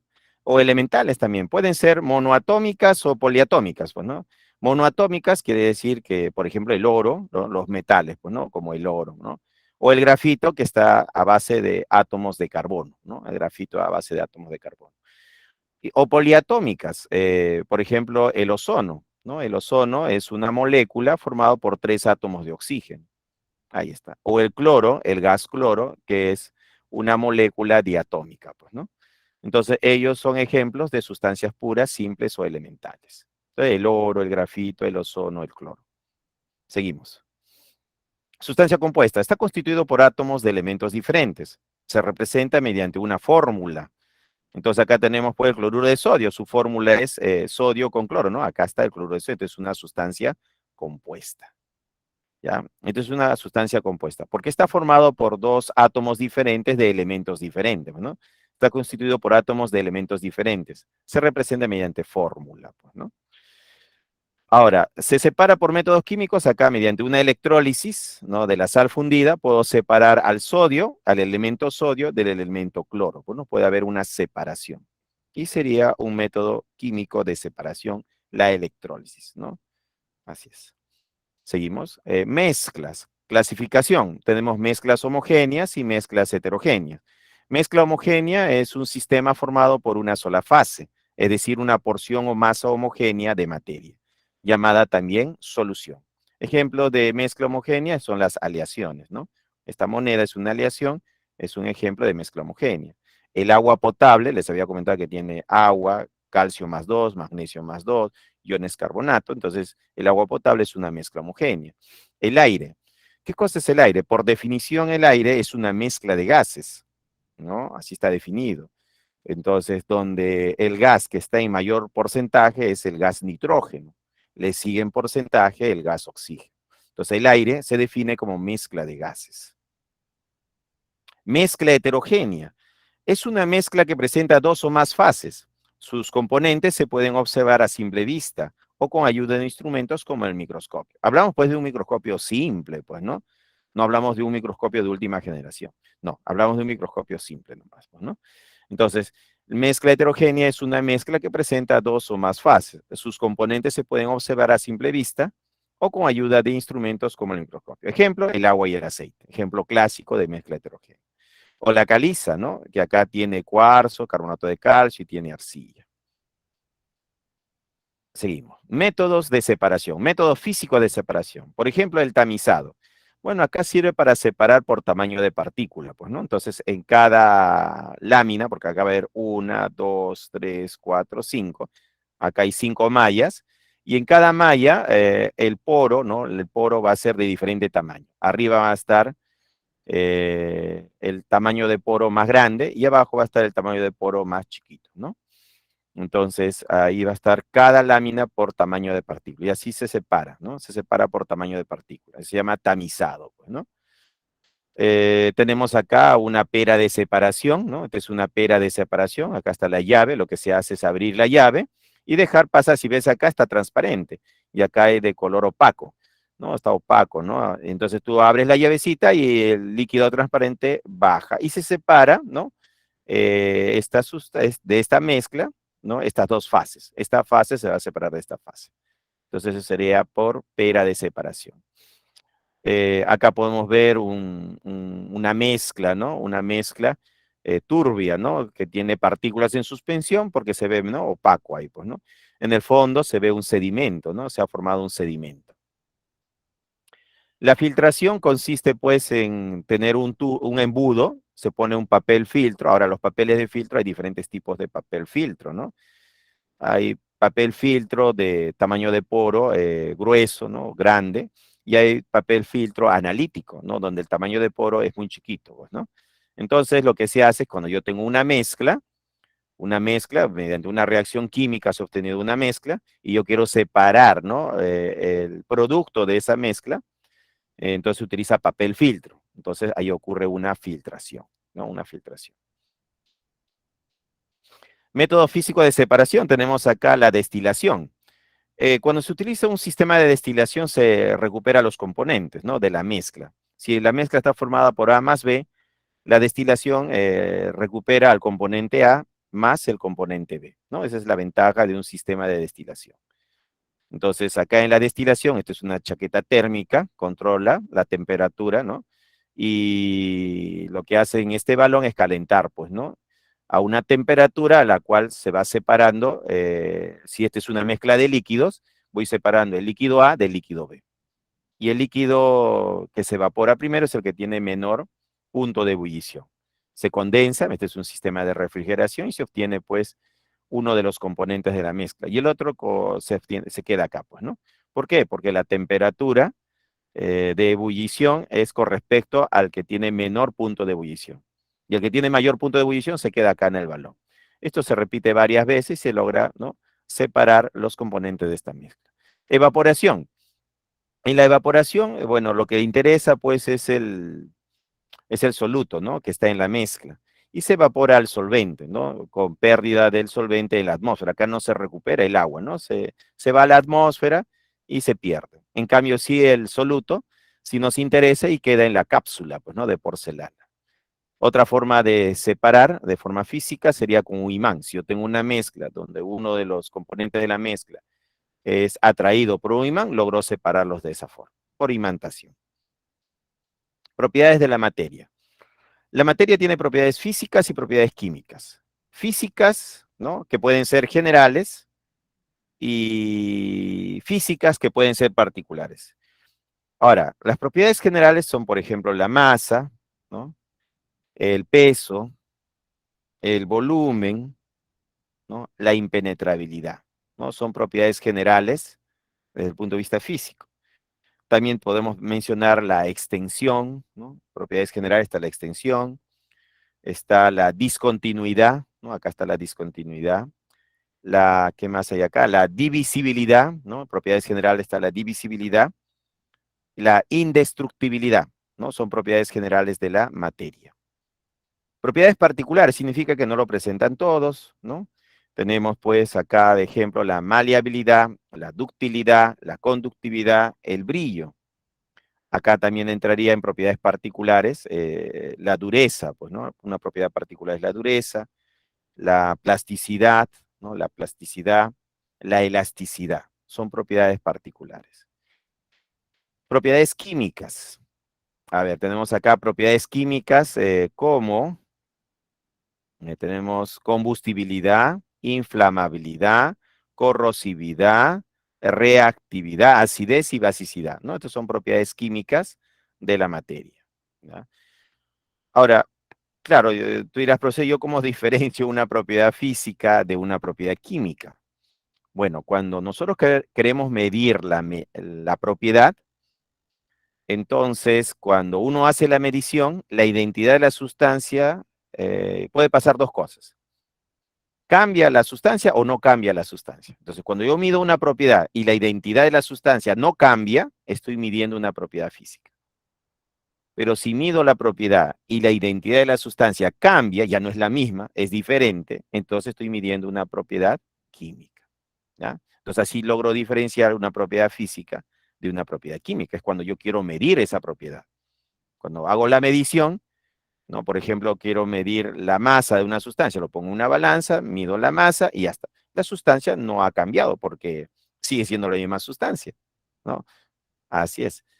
Pero si mido y quiero saber si es inflamable, por ejemplo, la gasolina, prendo un palito de fósforo, lo acerco a la gasolina y forma flama, pero ya no es gasolina, se ha convertido, o sea, ¿no? A dióxido de carbono, más agua, más energía.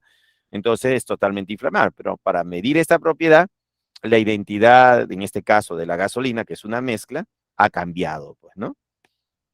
Entonces, se podría decir, para diferenciar una propiedad física y una propiedad química es cuando yo quiero medirla, pues, ¿no? Entonces, cuando medimos una propiedad física, la identidad de la sustancia se mantiene. Y cuando queremos medir una propiedad química, la identidad de la sustancia cambia. Seguimos. Propiedades físicas. Tenemos la impenetrabilidad. El lugar ocupado por un cuerpo no puede ser ocupado al mismo tiempo por otro cuerpo, pues, ¿no? Entonces, acá hay un cuerpo, que es este sólido, y acá hay un líquido.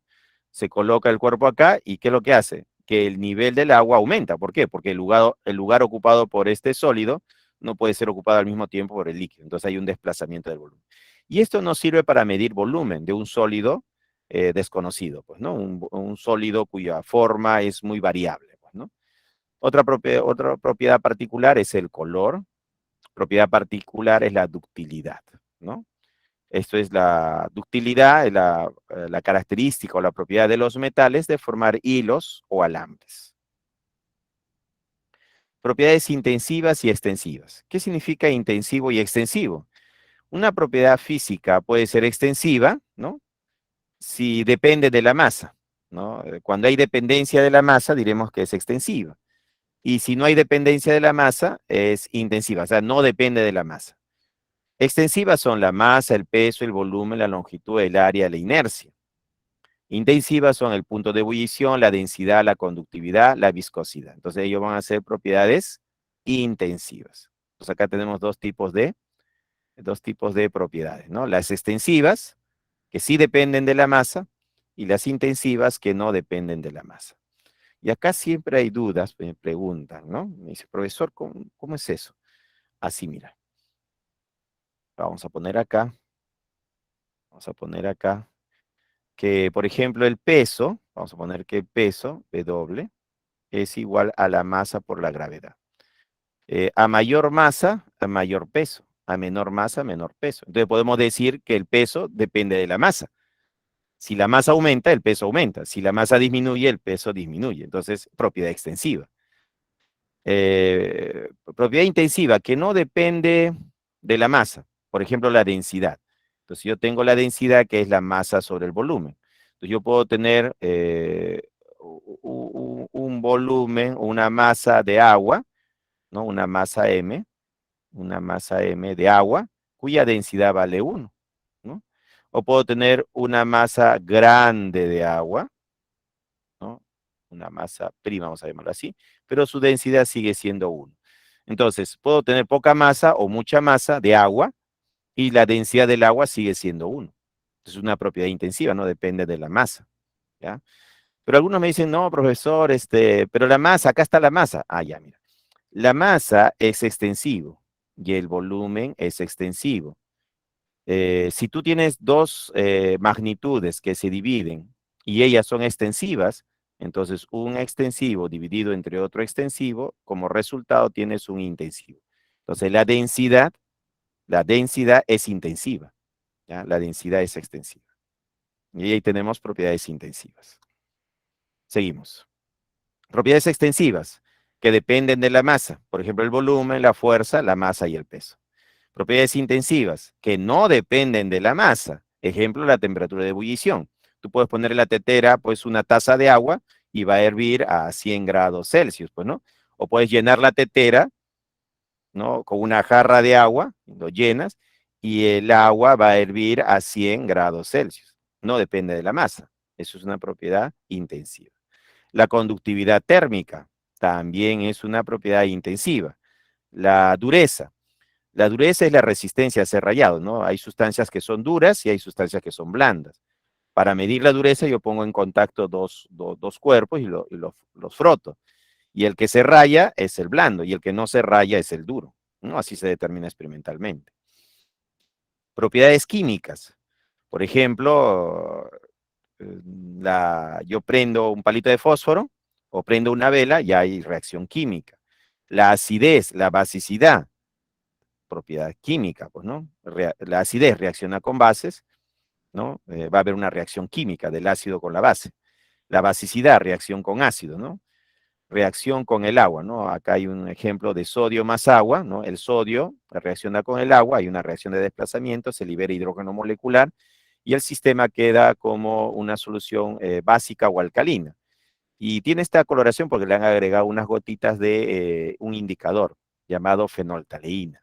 La fenoltaleína va a virar a rojo grosella o un color rosadito suave en un medio básico. Y así yo logro identificar que acá ha habido una reacción química y se ha formado una solución básica con un indicador, en este caso, fenoltaleína, pues, ¿no? Estados de agregación de la materia. Tenemos sólido, líquido, gas, ¿no? El estado sólido, el estado líquido, el estado gaseoso. ¿De qué depende un estado? Depende de la presión y la temperatura. Entonces tenemos aquí dos parámetros, la presión y la temperatura. La presión y la temperatura definen al sólido, la presión y la temperatura definen al líquido, la presión y la temperatura definen al estado gaseoso. En el sólido, entre sus partículas hay grandes fuerzas de cohesión o atracción. En el estado líquido, entre sus partículas, las fuerzas de cohesión y repulsión son casi iguales, son equivalentes, se podría decir. En el estado gaseoso, entre sus partículas predominan las fuerzas de repulsión, ¿no? Eso es lo que va a predominar en el estado gaseoso.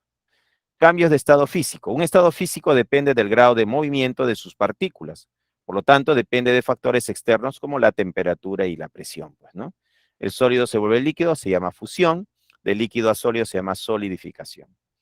De líquido a gaseoso se llama vaporización y de gaseoso a líquido se llama licuación.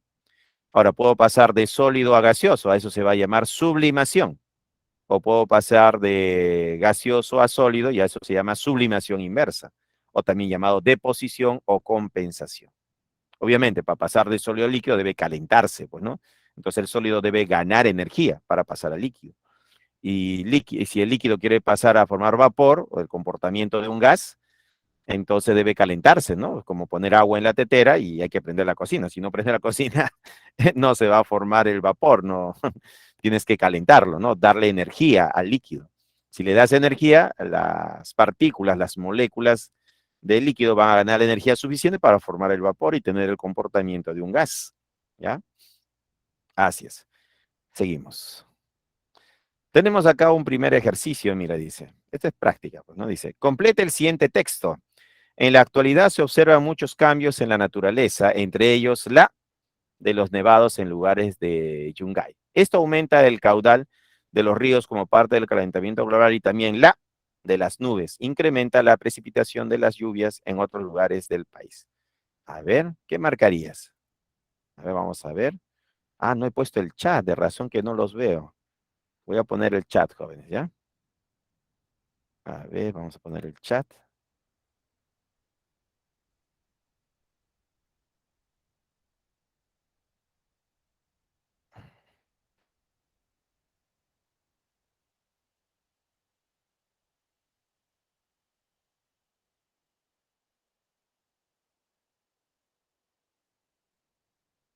Ya está, ya puse el chat, ya los veo ya.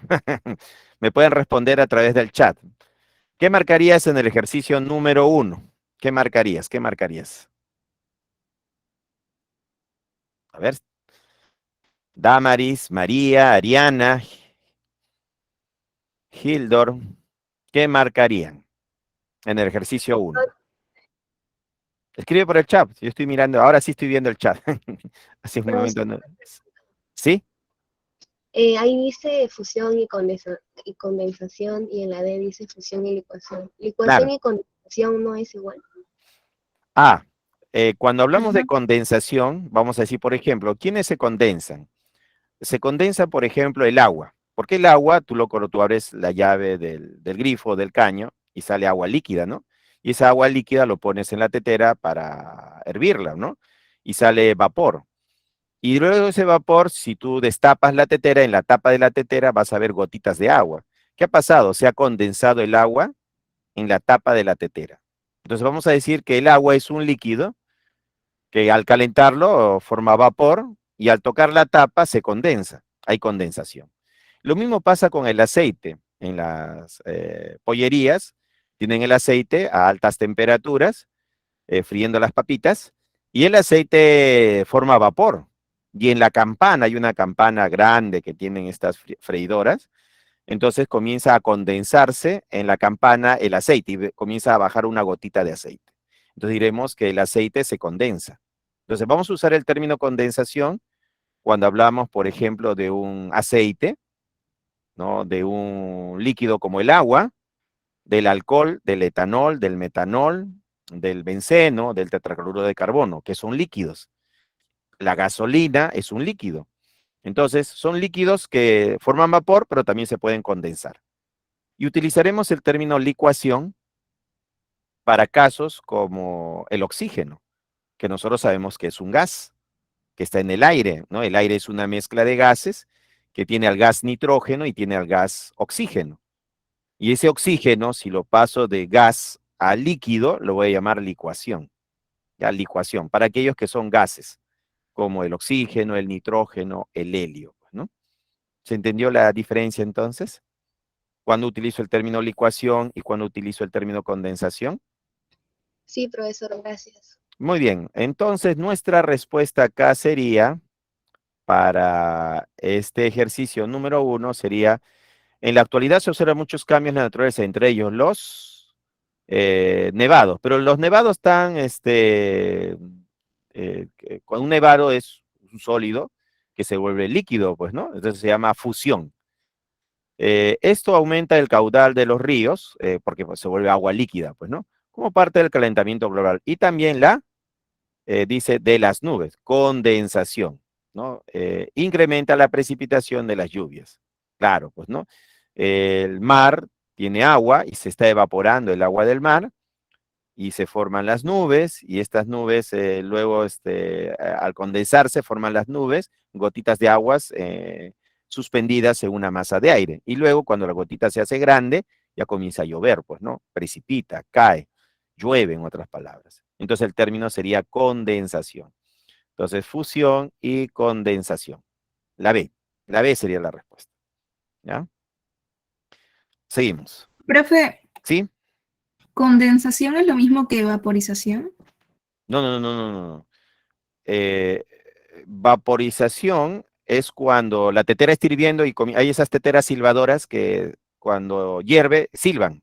Es porque está en el punto de ebullición, entonces la presión de vapor del agua va a igualar a la presión atmosférica. Entonces el líquido hierve. Y ahí vamos a decir que hay vaporización. Entonces ahí está vaporizándose. Ahí hay vaporización. Pero si hablamos de una temperatura menor al punto de ebullición, por ejemplo, 40 grados Celsius, 50 grados Celsius, vamos a decir que se está evaporando. Por ejemplo, tú puedes sacar agua del caño y ponerlo en un vaso y ponerlo en la ventana. Y lo dejas pasar varios días y después ves el vaso y ya no hay agua. ¿Qué ha pasado con el agua del vasito? Se ha evaporado. Pero no ha hervido el vaso en la ventana, ¿no? No ha hervido.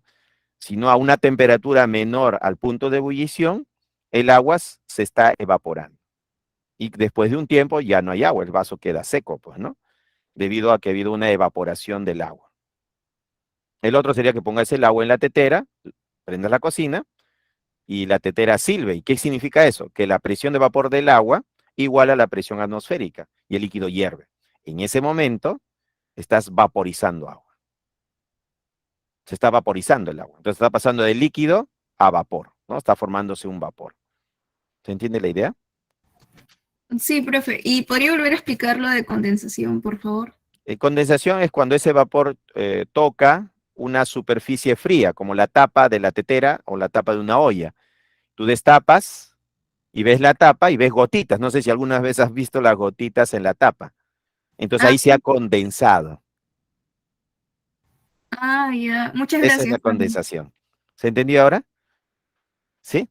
Muy bien, Sí, vamos. gracias. Ya, muy bien, de eso se trata. Muy bien, que entiendan, pues, ¿no? Porque el ejemplo clásico, la tetera o la tapa de la olla, ahí está condensándose, ¿no? El vapor de agua. Bien, vamos, seguimos. Fenómenos o cambios de la materia. Hay cambios de la materia que pueden ser físicos, químicos o nucleares. Un cambio físico es cuando se rompe un lápiz, por ejemplo, cuando hierve el agua, ebulle el agua, el laminado de un metal o la disolución de azúcar en agua. Esos son cambios físicos. Cambios químicos es cuando hay corrosión, ¿no? O sea, cuando los metales se oxidan, por ejemplo, es una corrosión. O digestión, cuando comes tu pancito, ¿no? Y entre un proceso, ¿no? En tu estómago, ¿no? Hay todo un proceso de digestión.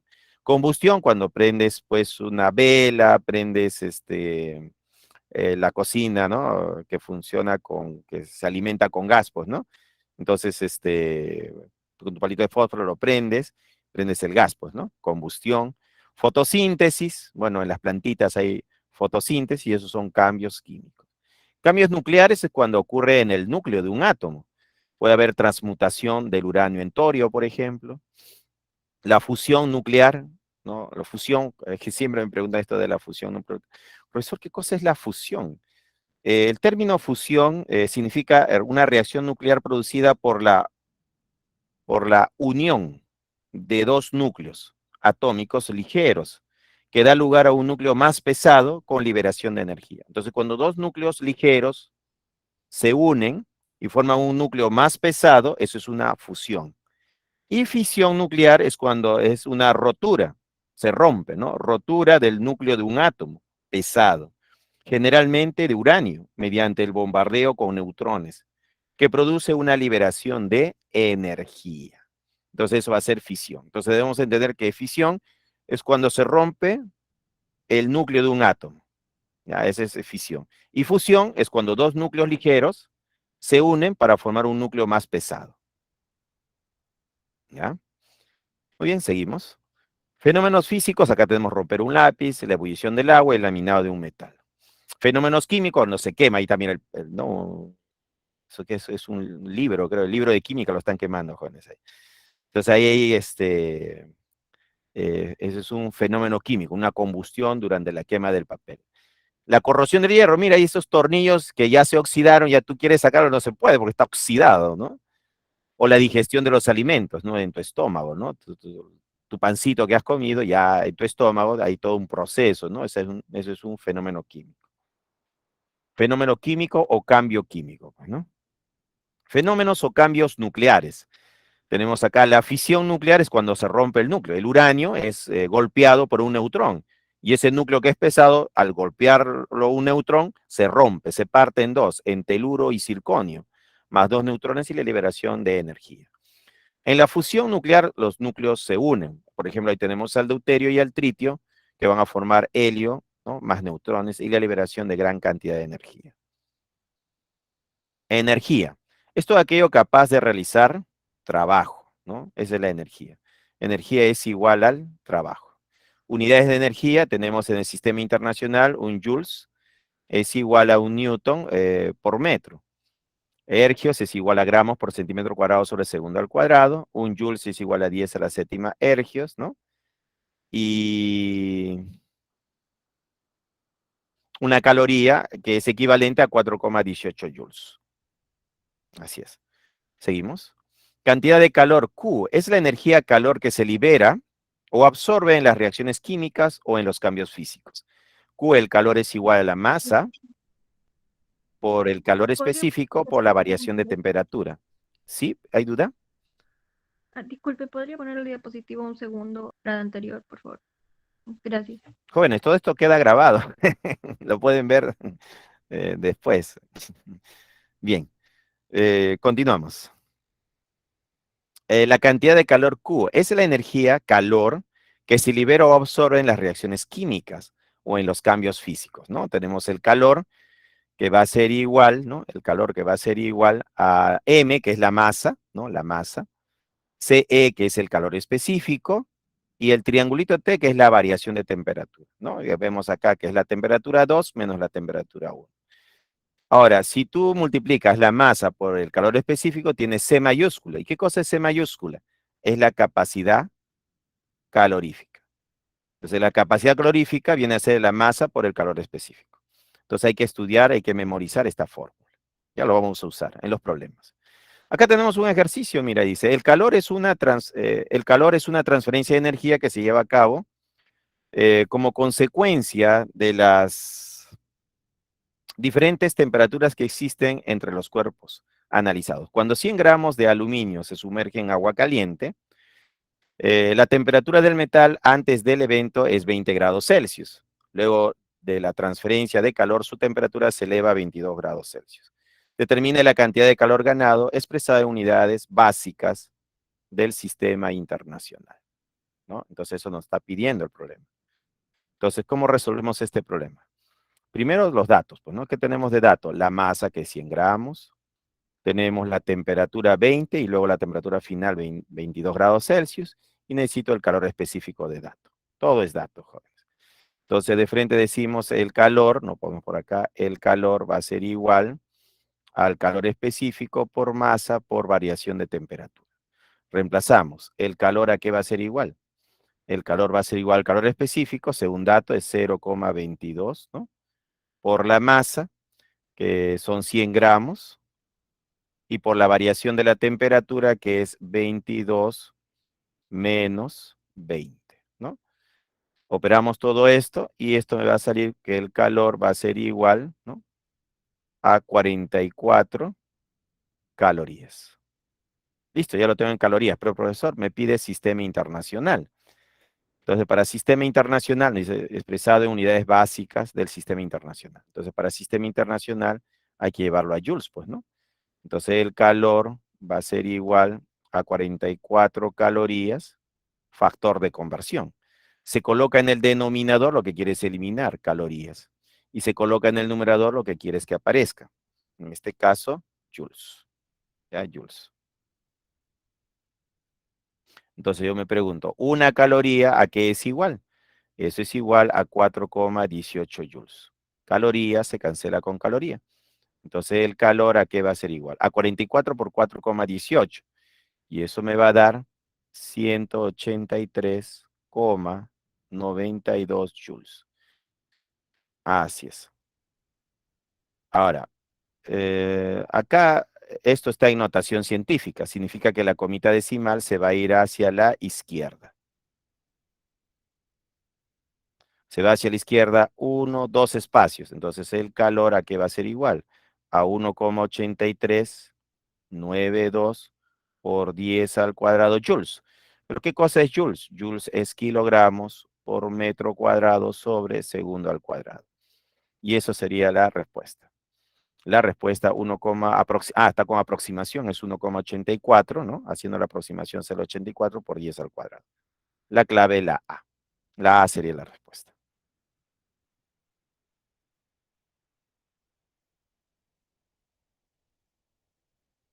Seguimos.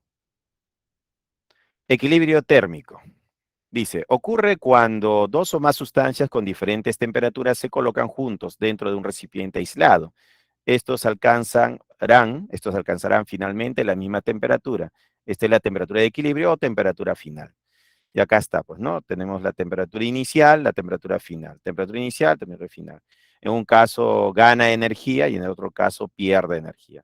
Se cumple que el calor ganado más el calor perdido es igual a 0.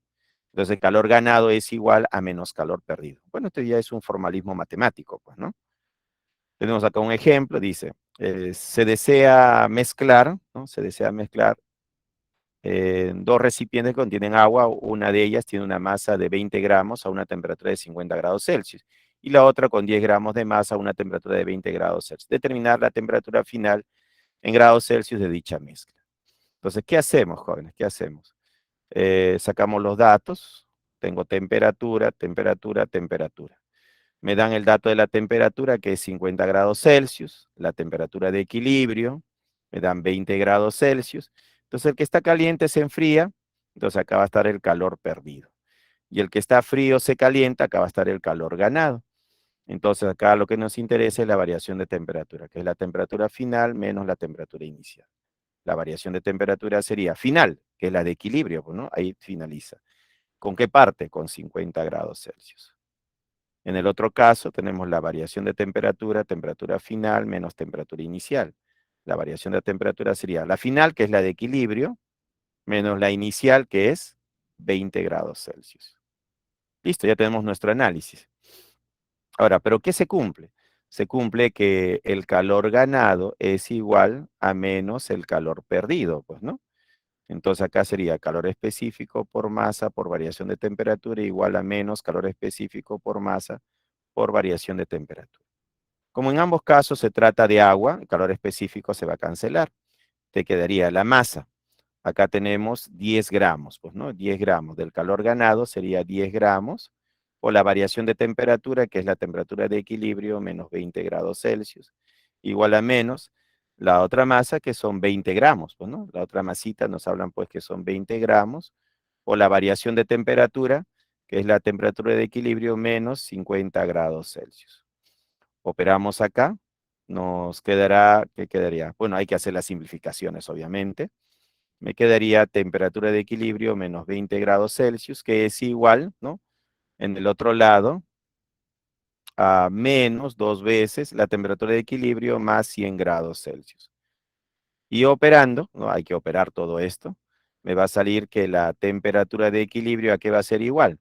A 40 grados Celsius. 40 va a salir, ¿ya? 40 te va a salir en el ejercicio 3. Con lo cual la respuesta es la B. La B es la respuesta, ¿ya? Temperatura de equilibrio, 40 grados Celsius. La B, como acá dice Pierre dice la B, profesor, la B. Bueno, jóvenes, tenemos descanso, creo, ¿no? A las 11:55 nos toca nuestro descanso. Entonces, vamos al descanso y continuamos luego del descanso, ¿sí? Entonces, pueden ir a su descanso, jóvenes. Continuamos luego del break.